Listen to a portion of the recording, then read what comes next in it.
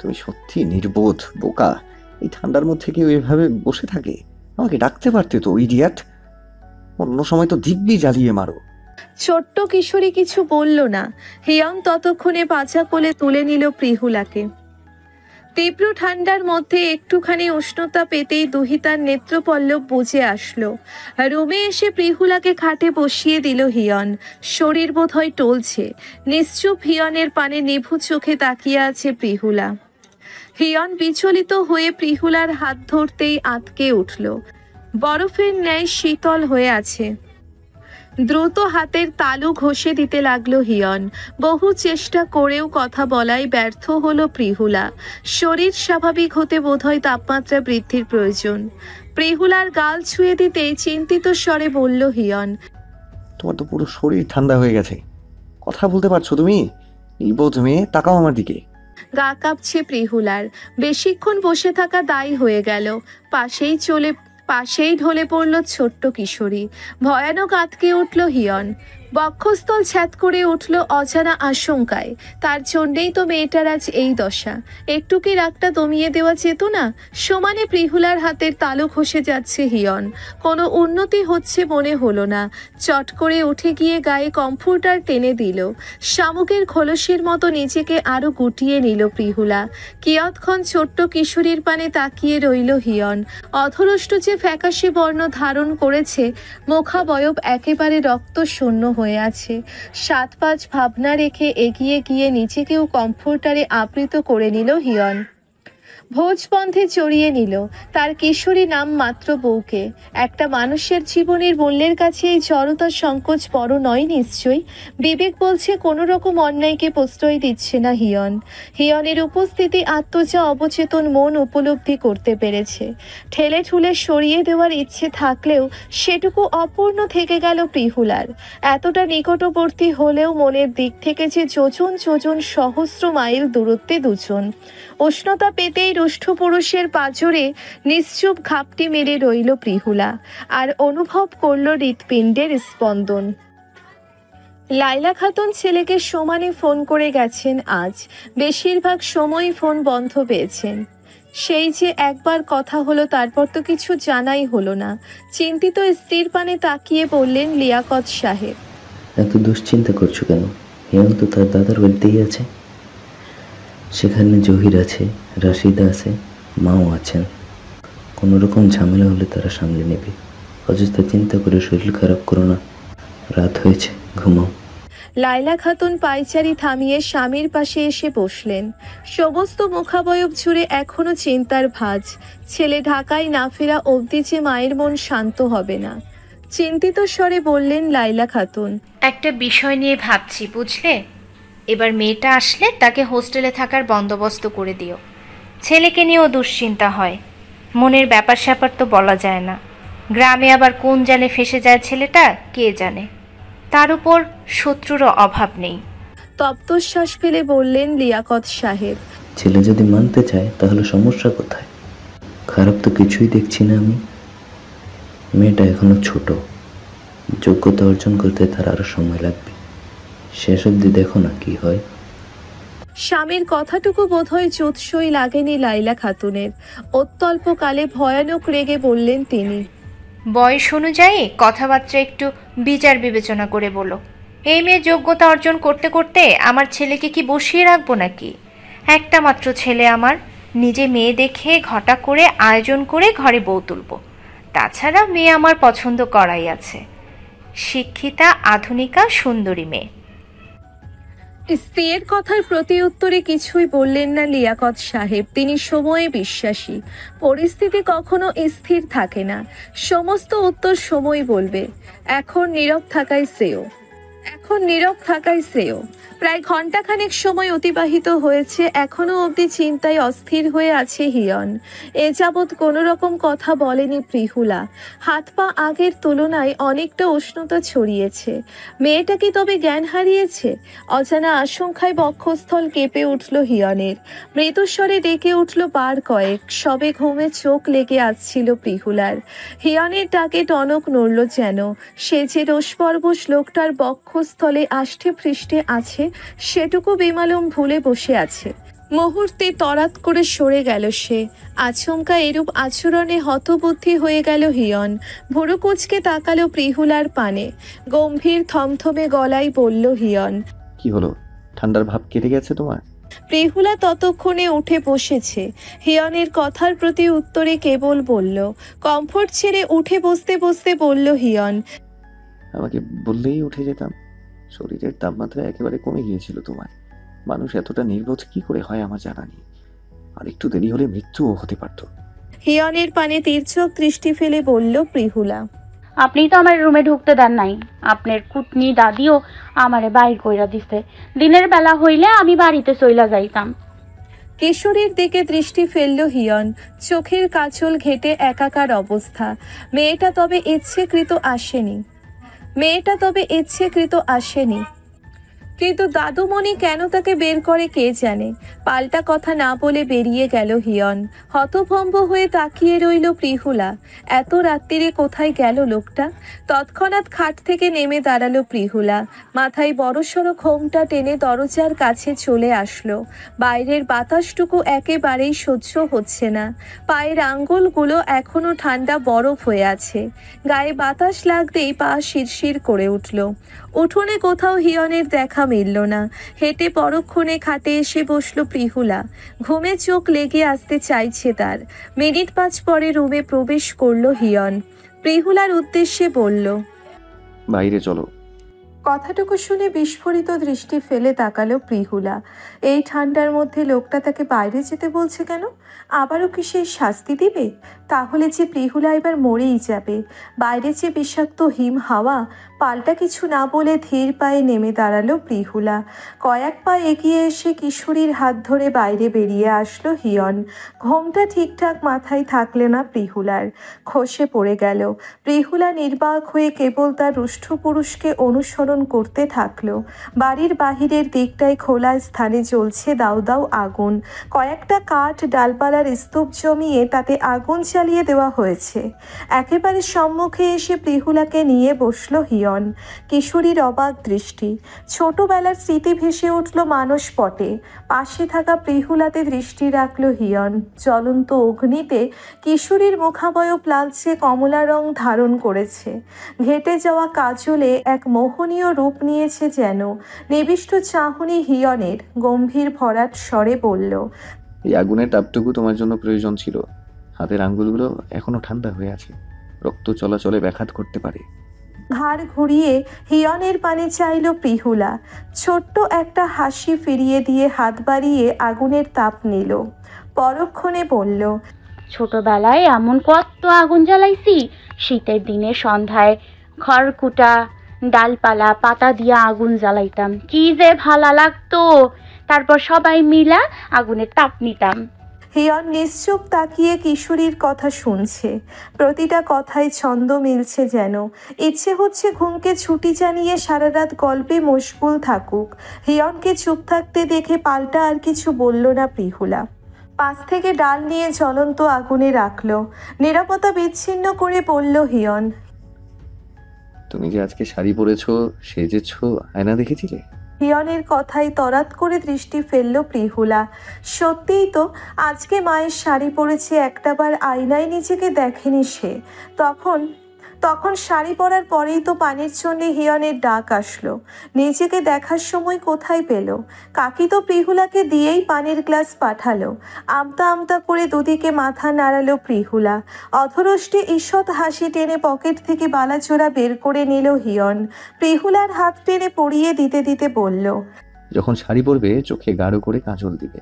দীর্ঘ কেশগুচ্ছগুলো যত্ন নিয়ে বিনুনি পাকিয়ে ঘটা করে সাজবে। তখন আয়না দেখা নিষেধ। প্রিহুলা হতবুদ্ধি হয়ে হাতে থাকা বালাচোরার দিকে তাকিয়ে বলল। কেন? প্রিয়জনের জন্য সাজলে আয়না দেখতে নেই, তার চোখেই আয়না খুঁজে নিতে হয়। বোকার মতো বার কয়েক চোখের পাতা ঝাপটালো প্রিহুলা। আচমকা বিচলিত হয়ে উঠে দাঁড়ালো হিয়ন। ভাবনার ঘোর কাটল প্রিহুলার। বাড়ির দিকে দৃষ্টি পড়তেই দেখল দাউ দাউ করে আগুন জ্বলছে। টিনের ঘরের চালের ছাদ পর্যন্ত আগুন স্পর্শ করেছে ইতিমধ্যে। ভয়ে সর্বাঙ্গ কেঁপে উঠল প্রিহুলার। এইটুকু সময়ের মধ্যে এই অগ্নিকাণ্ড ঘটল কি করে? দাদুমণি বলে শগক্তি করেই বাড়ির ভিতরে এলোপাথারি ছুটে গেল হিয়ন। সমস্ত ভাবনা রেখে কেবল হিয়নকে অনুসরণ করল ছোট্ট কিশোরী। সর্বপ্রথম দাদির ঘরের দিকে ছুটে গেল হিয়ন। কিয়ৎক্ষণ হতভম্ব হয়ে দাঁড়িয়ে রইল প্রিহুলা। খানিকক্ষণ আগে যে ঘরটায় হিয়ন আর সে ছিল, সেই ঘরটায় দাউ দাউ করে আগুন জ্বলছে এখন। অজানা ভয়ে কলিজা কামড়ে ধরে প্রিহুলার। তৎক্ষণাৎ রাশিদার বন্ধ দরজার দিকে দৃষ্টি পড়তেই দিকবিদিক শূন্য হয়ে সেদিকে ছুটে গেল। দরজা ধাক্কানোর শব্দ পেতেই জমেলা খাতুন বেরিয়ে আসলেন। চক্ষু বরাবর কয়েক হাত দূরত্বে আগুনের ফুলকি দেখে খানিকক্ষণের জন্য মস্তিষ্ক শূন্য হয়ে গেলেন বৃদ্ধা। স্বপ্ন নাকি বাস্তব বুঝে উঠতে পারলেন না। ভয়ানক দৃষ্টি ফেলে কেবল চিন্তাগ্রস্ত নাতির মুখপানে তাকিয়ে রইলেন। আতঙ্কিত স্বরে তাড়া দিল হিয়ন। বাড়িতে আগুন লেগেছে জানিয়ে দাদুমণিকে নিয়ে বেরিয়ে আসলো। রাশিদা আর টুনি ততক্ষণে বেরিয়ে এসেছে। এরূপ ভয়ানক কাণ্ডে চিন্তায় হাত পা অসাড় হওয়ার পথে রাশিদার। ছোট্ট মেয়েটাকে শক্ত করে বুকের মধ্যেখানে আঁকড়ে ধরল সে। জমেলা খাতুনের চেঁচামেচিতে প্রতিবেশী কয়েকজন বেরিয়ে এসেছে ইতিমধ্যেই। যথাসাধ্য আগুন নেভাতে আপ্রাণ চেষ্টা করছে হিয়ন। তার একার পক্ষে পুরো বাড়ির আগুন নিভিয়ে দেওয়া অসম্ভব। প্রিহুলা এক দৃষ্টিতে তাকিয়ে আছে হিয়নের দিকে। লোকটা পানি নিয়ে কেমন এলোপাথারি ছুটোছুটি করছে। খানিকক্ষণের মধ্যে রাশিদা সহ কয়েকজন প্রতিবেশী এগিয়ে আসলো সাহায্য করার জন্যে। আর কয়েক মিনিট আগুন চলতে থাকলেই সারি বাঁধা পরের ঘরগুলো চলে যেতে বেশি সময় লাগবে না। সেদিকটা আগে নেভানোর কথা বলছে হিয়ন। টুনি ভয়ে জড়সড় হয়ে প্রিহুলার হাত আঁকড়ে ধরে আছে। ভাবুক প্রিহুলার মন থেকে বুঝি ভয়টা এখনো নিঃশেষ হয়নি। আর একটু সময় পূর্বে আগুন লাগলে আজকে সে আর হিয়নও তো ঝলসে যেত। কাজটা যে ইচ্ছেকৃত সেটুকু বুঝতে বাকি নেই তার। মনে হচ্ছে যত দ্রুত সম্ভব গ্রাম থেকে ফিরে যেতে হবে। যদি হিয়নের কিছু হয়ে যেত, ভাবতেই যে ছোট্ট কিশোরীর বক্ষস্থল ফাঁকা হয়ে আসে। মধ্যরাতেই নিজ গ্রামের উদ্দেশ্যে রওনা দিল জহির। এলাকার কেউ একজন ফোন করে জানিয়েছে তাদের বাড়িতে ভয়ানক অগ্নিকাণ্ড ঘটেছে। কাজটা যে আনিসের সেটা বুঝতে বাকি নেই তার। জহির তো আর টাকা নিয়ে পালিয়ে যায়নি। সন্ধ্যায় ফোনে কথা কাটাকাটি হওয়ার ফলস্বরূপ এই অগ্নিকাণ্ড ঘটিয়েছে আনিস। এটুকু জলের মতো পরিষ্কার। তার মতো একটা নেশাখোর চরিত্রহীন ছেলের সাথে চুক্তিতে যাওয়াটাই বিশাল ভুল ছিল জহিরের। এখন তো দেখা যাচ্ছে যে বিপদ ডেকে আনলো সে। ব্যবসায়িক কাজে প্রায়ই তাকে বাহিরে থাকতে হয়। এখন তো নিরাপদে কাজও করা যাবে না। যত দ্রুত সম্ভব আনিসের টাকা ফিরিয়ে দিয়ে লেনদেনের পরিসমাপ্তি ঘটাতে হবে। ভাবনার মাঝেই ফোন বেজে উঠল জহিরের। ভয়ে সর্বাঙ্গ ঝংকার তুলল তার। অজানা ভয়ে কলিজা খুবলে খেতে লাগলো যেন। তড়িঘড়ি করে পকেট থেকে ফোন বের করতেই অপরিচিত নাম্বার দেখতে পেল। রিসিভ করে কানে জড়াতেই বিদঘুটে এক হাসি কর্ণকুহরে তরঙ্গের মতো বেজে উঠল। রাগে চোখ মুখ ভয়ানক কুঁচকে আসলো জহিরের। হাসি থামিয়ে আনিস বলল, এত রাইতে গ্রামে আসতেছেন কাকা? কোনো লাভ নাই তো আইসা। আপনার বাড়ি তো এতক্ষণে জ্বলিয়া গেছে মনে হয়। কথার খেলাপ তর্ক আনিস পছন্দ করে না। চাইলেই পিলহুলারের আমার হাতে তুইলা দিতে পারতেন, কিন্তু বিশ্বাস কইরা ঠেকাগুলি দিছিলাম আপনারে। আর আপনি কি করলেন? কৌশলে নিজের ভাতিজারে শহর থেকে আনলেন। এরপর কথার বরখেলাপ কইরা বললেন আমার 1 টাকাও ফেরত দেবেন না। আর আমি কি চুরি পইরা বসে থাকবো? এবার মুখ খোলেন। আমিও সব কিছু বলার জন্য প্রস্তুত আছি। আর আপনি প্রমাণ ছাড়া আমার মাথার একখানা চুলও ছিঁড়তে পারবেন না। কথাটুকু বলেই লাইন কেটে দিল আনিস। কিছু বলতে গিয়েও নিজেকে দমিয়ে নিল জহির। আবার কোনো দিক থেকে বিপদ নিয়ে আসে আনিস তার ঠিক নেই। মধ্যরাত্রে ট্রেন চলছে ঝিকঝিক শব্দ করে, অনেক যাত্রী ঘুমের অতল গহ্বরে হারিয়েছে। জহিরের মন পায়চারি হয়ে আছে, বারংবার টুনির কথা মাথায় ঘুরপাক খাচ্ছে। মেয়েটা ঠিকঠাক আছে তো? ভেতর ঠেলে ঠুলে কান্না আসতে চাইল। বুকে পাথর চাপা দিয়ে নিশ্চুপ জানালা গলিয়ে তাকিয়ে রইল সে। মনে মনে কেবল প্রহর গুনল কখন গ্রামে পৌঁছে গিয়ে সবাইকে সুস্থ রূপে দেখবে। খবর পেয়ে আরিফ হক আর রেনু বেগম ছুটে এসেছেন। আগুন ইতিমধ্যেই পুরোপুরি নিভে গেছে, বাকি দুই ঘরে আগুন পৌঁছতে পারেনি। দরজার সামনে বসে আছে হিয়ন। এই ঠান্ডার মধ্যেও ঘামে চুপচুপ করছে তার টি শার্ট। ক্লান্ত পরিশ্রান্ত বিধ্বস্ত লোকটার দিকে করুণ দৃষ্টি ফেলে তাকিয়ে আছে প্রিহুলা। ইচ্ছে করছে এক ছুটে গিয়ে লোকটার কপালের ঘাম আঁচল দিয়ে মুছে দিক সযত্নে। জমেলা খাতুন এখনো আহাজারি করছেন। ঘরটা যে নিমেষেই ছাই হয়ে গেছে। নাতির চিন্তায় বৃদ্ধা থেমে থেমে কেঁদে যাচ্ছেন। মেয়েকে নিয়ে নিশ্চুপ কঠোর চোখে ধ্বংসাবশেষের দিকে তাকিয়ে আছে রাশিদা। তার শখের সংসারটা আজ ধূলিসাৎ। একটু একটু করে নিজের হাতে সংসারটা সাজিয়েছিল সে। আগুন যে কিছু অবশিষ্ট রেখে যায়নি, বরং সাজানো গোছানো সংসার অগণিত স্মৃতি নিমেষেই পুড়িয়ে দিয়ে গেল। দীর্ঘশ্বাসগুলো বুকের ভিতর ফুলে ফেঁপে উঠছে। নিঃশ্বাস বন্ধ হয়ে আসতে চাইছে পোড়া ধোয়া মিশ্রিত গন্ধে। ধীরে ধীরে অন্ধকার কেটে গিয়ে আকাশ ধূসর আবছা শুভ্র বর্ণ ধারণ করছে। ভোরের আকাশে কুয়াশার চাদর মুড়ি দিয়ে আছে। প্রতিবেশীরা দলে দলে এসে হা হুতাশ করছে। তাদের কথায় জমেলা খাতুনের হাহাকার বাড়ছে। পাশেই রেনু বেগম আর আরিফ হক দাঁড়িয়ে আছেন। অনেকক্ষণ যাবৎ হিয়নের দিকে তাকিয়ে থেকে ধীর পায়ে এগিয়ে গেল প্রিহুলা। আঁচলটা মাটিতে পড়ে গড়াগড়ি খাচ্ছে। সেদিকে তোয়াক্কা নেই, ভয় তাকে আঁকড়ে ধরেছে। এই মুহূর্তে লোকটার মন মরছে নিশ্চয়ই ভালো নেই। কাঁপা হাতে হিয়নের মাথায় স্পর্শ করতেই চকিতে মুখ তুলে চাইল সে। সম্মুখে প্রিহুলাকে দেখে দ্রুত উঠে দাঁড়িয়ে বিচলিত স্বরে বলল, আমরা এক্ষুনি এই গ্রাম থেকে চলে যাব প্রিহুলা। আর এক মুহূর্ত এখানে নয়, খুব বাজে কিছু হয়ে যেতে পারতো আজ। আর এ সবই ইচ্ছাকৃতভাবে করা হয়েছে। কষ্ট করে আজকে ঢাকায় ফিরে গেলেই হতো।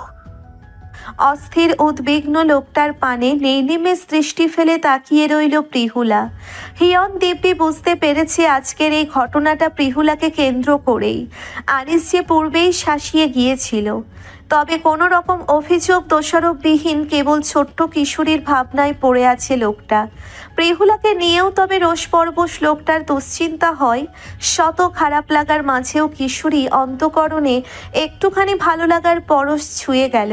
প্রতি উত্তরে কিছুই বলতে পারল না সে, কেবল চোখ উপচে জল গড়িয়ে কপাল ভেজালো। হিয়ন ততক্ষণে জমেলা খাতুনের রুমে গিয়ে ব্যাগপত্র নিয়ে আসলো। সদর দরজা থেকে জহিরের শব্দ শোনা গেল। টুনি বলে চেঁচাচ্ছে সে। মেয়েকে ছাড়ার পরিবর্তে আষ্টে পৃষ্ঠে ধরে রাখল রাশিদা। জহির এগিয়ে আসতেই কাটকাট গলায় বলল, একদম শোবেন না আমার মাইয়ারে, খবরদার। আপনার লোভ পাপের কর্মকাণ্ডে মা মাইয়া জইলা পুইরা গেলেই শান্তি হইতো আপনার। হাত গুটিয়ে নিয়ে নিশ্চুপ দাঁড়িয়ে রইল জহির। পোড়া ঘরটার দিকে কেবল তাকিয়ে রইল। তার ঘরটাই জ্বালিয়ে দিয়েছে আনিস। তবে বউ বাচ্চাকে অক্ষত দেখে মন শান্ত হয়েছে। আনিসের দেওয়া টাকা সমেত আরও টাকা পয়সা ছিল রুমে। সেগুলোও চলে পুড়ে নিঃশেষ হয়েছে। এবার আনিসের টাকা কি করে শোধ করবে জহির, যদি ফের আরো ক্ষতি করে আনিস? জহির রে, দেখ বাজান, তোর ঘরটা তো পুইরা শেষ। এই রাতের বেলা আগুন লাগলো কি কইরা, আমার তো মাথায় দিতেছে না। ভাগ্যিস হিয়ন রুমে ছিল না, আমার একমাত্র নাতি হারাইলে আমি কই পাইতাম। যদি ফের আরো ক্ষতি করে আনিস? কথাগুলো বলতে বলতে কান্নায় ভেঙে পড়ল জমেলা খাতুন। কান্নারত মায়ের দিকে নির্বাক তাকিয়ে আছে জহির। তার কাছে দেবার মতো কোনো উত্তর নেই। গম্ভীর ভরাট পুরুষালী কণ্ঠস্বর নিয়ে বলে উঠল হিয়ন, এটা নিয়ে তুমি চিন্তা করো না দাদুমণি। কাকার কি ক্ষমতা কম আছে নাকি গ্রামে? কে বা কারা এই কাজ করেছে সে দিব্যি বের করতে পারবে, আর তাদের যথোপযুক্ত শাস্তিও মিলবে। শত্রু সম্পর্কে আমরা সবাই অবগত থাকি, তাই ক্ষতিটা ঠিক কে করতে পারে সেটুকু ধারণাও থাকে, তাই না কাকা? হিয়নের কথায় চমকে গিয়ে অপ্রস্তুত হয়ে গেল জহির। এই মুহূর্তে মস্তিষ্ক অকেজো হয়ে আছে তার। পাশেই প্রিহুলাকে দেখে রাগ যেন মাথা চাড়া দিল। আজকের সমস্ত কিছুর জন্যে যে এই মেয়েটাই দায়ী। এই সর্বনাশীর আগমনে সবকিছু আজ জ্বলে পুড়ে খাক হয়ে গেছে। না জানি আর কি মাসুল গুনতে হয়। প্রিহুলার দিকে তাকিয়ে রেগে কটমট করে বলল জহির, তা তো অবশ্যই খুঁজে বাইর করব। তো এইখানে তীর মূলের যে থাকবো তারেও সারয়া কথা বলবো না আমি। নানান যোগ্য সূত্র রইয়া ক্ষতি হইব আমার, আর আমি কি তামাশা দেখব?